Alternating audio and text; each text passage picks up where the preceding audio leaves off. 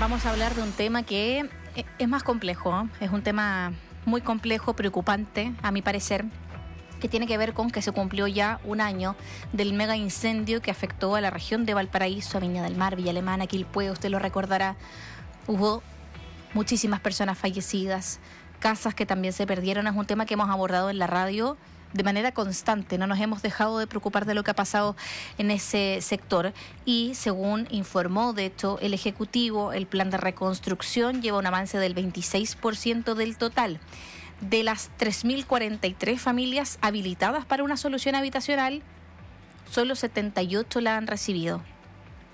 Voy a reiterar los números porque creo que es importante hacer hincapié en esto. 3.043 familias que estaban habilitadas para una solución habitacional luego de haberlo perdido todo.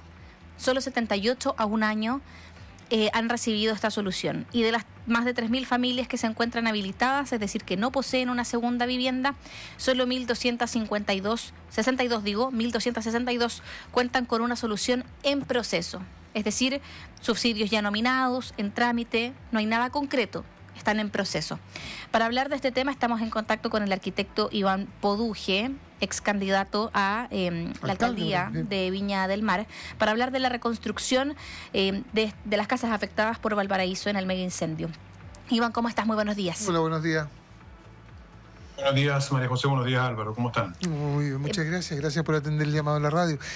Se ha hecho referencia con algunas autoridades de la zona. Hemos hablado acerca de este tema y se ha hecho referencia fundamentalmente a la lentitud del Estado en llegar, en la burocracia, dolorosa burocracia, han dicho algunos, para atender a las distintas necesidades que, como decía y adelantaba María José, apenas lleva un 26% de reconstrucción al cabo de un año.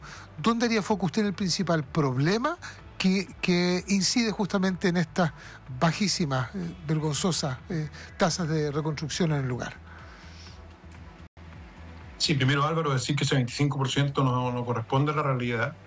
Desde el punto de vista de ejecución presupuestaria, se ha gastado menos del 1% del presupuesto. Lo que decía María José, en las viviendas entregadas, que se calculan sobre 3.000 viviendas, en realidad fueron 5.800 las viviendas destruidas. Lo que pasa es que hay familias, más de 2.000, que no son hábiles para subsidio, porque el Estado, digamos, considera, porque no tienen título de dominio, muchos son de campamento y por lo tanto no pueden postular al subsidio, o porque tienen otra vivienda en el mismo lugar, son familias de clase media que lo perdieron todo, ¿ya? Entonces, allí hay un primer problema que es recurrente cuando tú vas a hablar con los vecinos, es que no le están dando subsidio. Las personas que tienen subsidio son 600 personas, ¿ya? Y las viviendas entregadas, como decía, son 70 viviendas aproximadamente. Son sí, un total de... Sí, son un total de, según el gobierno, de 3.000, ¿ya? Y la verdad es que son 5.800. Entonces es un avance de menos del 10%. Entonces yo no sé dónde sale el 25%. Es falso. Respecto a tu pregunta, y habiendo estado ayer, yo he estado en contacto con los damnificados, ayer estuve en varias ceremonias, no hay gente, no hay presencia del Estado, no hay inscripción en los registros para los subsidios, no hay asistencia técnica a las familias que están haciendo autoconstrucción. Si tuviera que resumirlo, el Estado no existe en los sectores incendiados. Y por lo tanto, como no existe, todo el trámite de los subsidios es doblemente lento. Súmale a eso que están ocupando los procesos regulares de obtención de subsidios sin considerar que hay una emergencia que necesita procesos mucho más rápidos, que se pueden adelantar con el estado de catástrofe y de hecho de eso no se ha hecho nada. Entonces, esas son las dos razones que explican el atraso: falta de prioridad política traducida en una ausencia del Estado en el sector y, en segundo lugar, la utilización de programas regulares cuando estamos en una situación de emergencia. Sí, Iván, solo para hacer la salvedad, porque el 26% el gobierno lo plantea, pero tiene que ver con solución en proceso. O sea, del plan de reconstrucción, una cosa es recibir la vivienda, que es el objetivo último, el fin último de este plan de reconstrucción, y el 26% hace relación con las viviendas que están con solución en proceso, es decir, trámites, que en lo concreto no significa básicamente nada. O sea, a mí no me sirve que mi solución habitacional esté en trámite cuando yo necesito tener una casa, un hogar, un techo para poder resguardarme a mí y a mi familia. Cuando nosotros hablamos de estas cifras, le quiero hacer la pregunta a usted como arquitecto. hay un problema importante en la región de Valparaíso respecto al tema de los incendios. Lo hemos visto, casas en cerro, de material ligero. Lo propio si queremos ir al tema de los socavones con edificios muy altos que se construyeron en dunas. Por ende, ¿cómo se puede avanzar en una región que hoy día está teniendo muchos problemas habitacionales? Gente que tuvo que salir de estos edificios Kandinsky y de los otros edificios que estaban con problemas por los socavones, y aparte por todo el tema de los incendios que sabemos que han sido muy crudos. En los cerros de Valparaíso se ha visto en años anteriores mucho, y tenemos ahora lo que pasó también en el sector del Olivar, en Villa Alemana, en Quilpué, en Viña del Mar. ¿Cómo una región que es tan importante para el país avanza en algo que es fundamental, que es la vivienda? Son problemas distintos, María José. Sin minimizar para nada el problema de los edificios Kandinsky.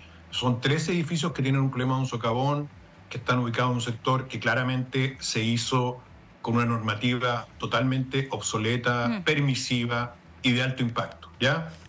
Pero el problema de los cerros de Valparaíso, y particularmente la vivienda social, es muchísimo más grave. Sí. Valparaíso hoy día tiene el déficit habitacional más grande del país, tiene la menor construcción de viviendas, y esto es un problema histórico que se arrastra hace por lo menos 20 años. ¿Por qué razón? Primero, porque las familias construyen mucho más rápido que el Estado, hay muchas tomas de terreno y campamento, y los terrenos fiscales que debieran destinarse a proyectos habitacionales debido a la burocracia del Servio regional, y esto trasciende los gobiernos, son tomados por personas, y por lo tanto el Estado se va quedando sin tierra.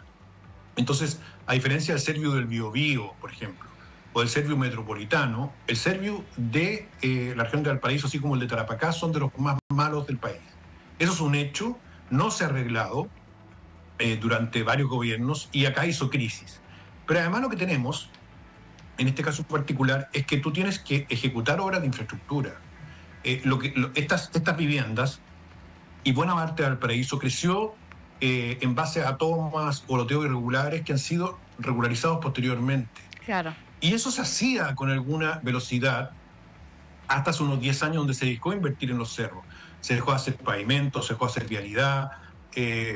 Los alcaldes eran conocidos por eso. Yo postulé alcalde y conversé con muchos exalcaldes, y ellos me contaban que ellos tenían que llevar la urbanización con posterioridad. Y eso incluía también hacer muros en algunos casos, y nada de eso ha ocurrido, no solo en este gobierno, hay que ser justo, pero en este gobierno ha sido crítico. Entonces lo que tenemos en Valparaíso es una situación que la topografía lo hace difícil, que es un Servio históricamente deficiente y malo, pero donde el campamento y la informalidad es una verdadera industria que crece muy rápido, que es mucho más eficiente. Te voy a contar un dato. Ayer yo estuve en la Villa Independencia, que fue un lugar donde más gente falleció, y se quemaron 600 viviendas y están casi todas reconstruidas por los vecinos, Claro. sin subsidio, sin asistencia técnica. Claro, porque hay mucha gente que se pregunta qué pasó con esta especie de... La gente hace el comparativo con la Teletón, pero fue una ayuda que se realizó, recuerdo, con los canales de televisión también, buscando aportes para la reconstrucción en la región de Valparaíso. Claro. Sí. Por ende, la gente cuando ve esta situación, que son solo 78 casas las que se han estado en el plan de reconstrucción, que hay muchísimas familias que no tienen solución habitacional, nos preguntaban en la mañana y también ahora a través del WhatsApp, Iván, ¿qué pasaba con esos recursos que la gente había entregado como una forma de ayuda a otro, al compatriota o a la persona que vive en otra región y que no se habían visto resultados? Acá hay un tema que tú bien lo comentabas como arquitecto, que tiene que ver con los campamentos, los loteos irregulares, las tomas. Hay mucho de eso en Valparaíso. ¿Cómo se ha hecho cargo la autoridad, hablando del gobierno regional, de la delegación presidencial, de los municipios?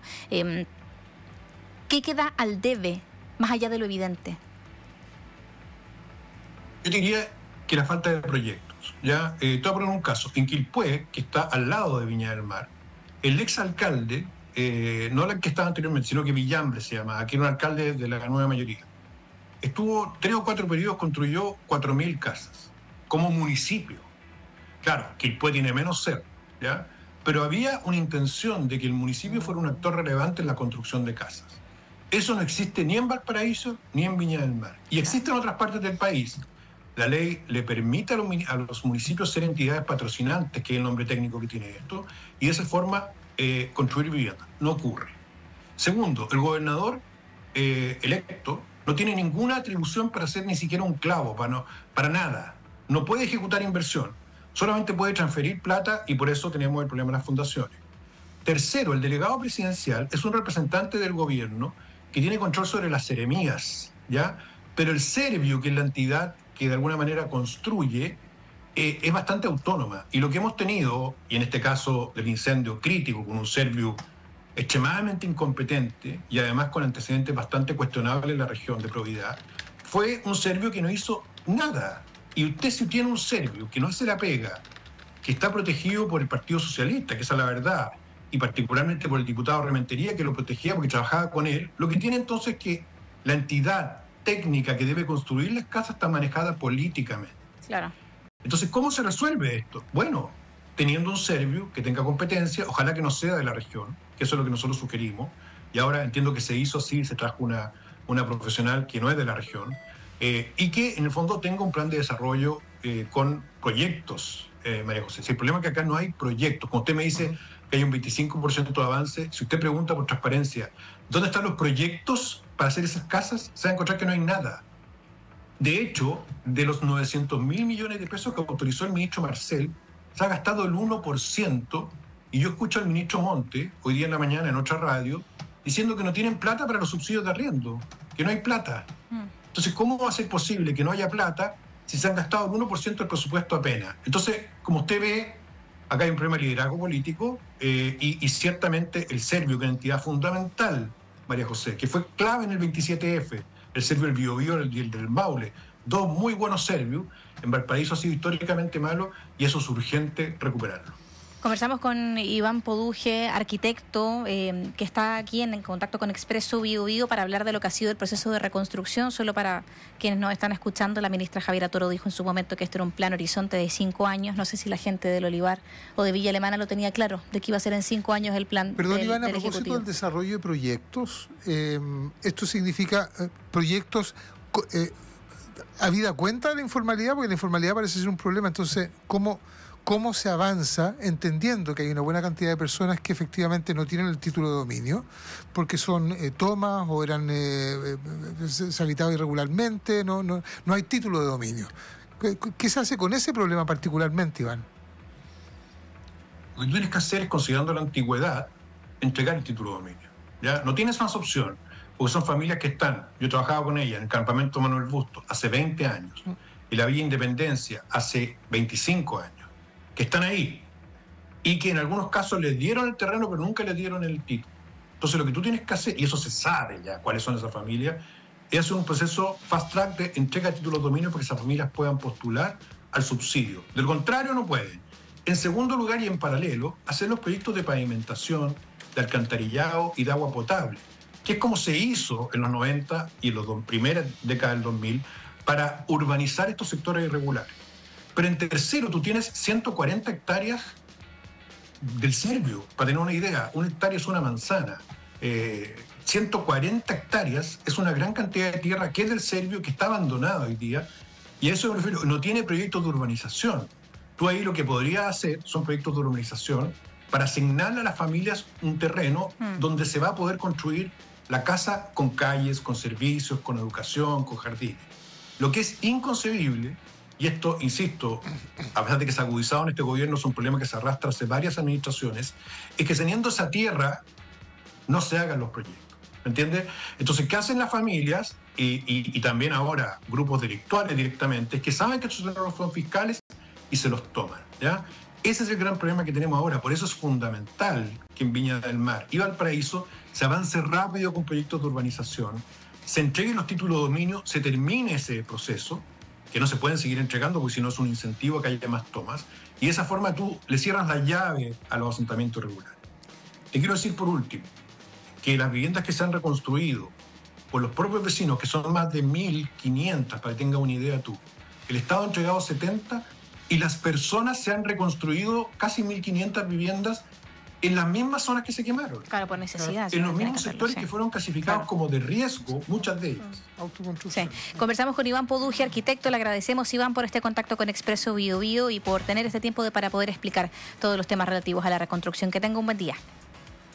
Ustedes también, muchas gracias. Muy buenos días.